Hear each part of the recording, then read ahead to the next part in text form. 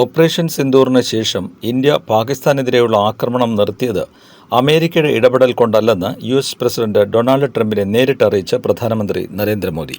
G7 ഉച്ചകോടിയിൽ പങ്കെടുക്കാനെത്തിയ പ്രധാനമന്ത്രി US പ്രസിഡന്റുമായി ഫോണിലാണ് ചർച്ച നടത്തിയത്. G7 ഉച്ചകോടിക്കിടെ പ്രധാനമന്ത്രി നരേന്ദ്രമോദിയും ട്രംപും കൂടിക്കാഴ്ച നടത്താൻ തീരുമാനിച്ചിരുന്നു. ട്രംപിന് നേരത്തെ US മടങ്ങേണ്ടി വന്നതിനാൽ ഈ കൂടിക്കാഴ്ച നടന്നില്ല.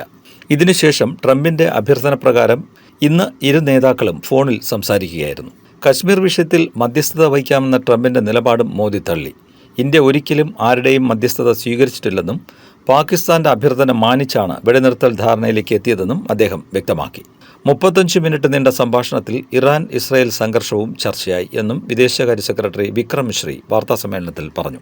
പാകിസ്ഥാന് തക്കതായ മറുപടി നൽകിയെന്ന് മോദി ട്രംപിനെ അറിയിച്ചതായി മിശ്രി പറഞ്ഞു.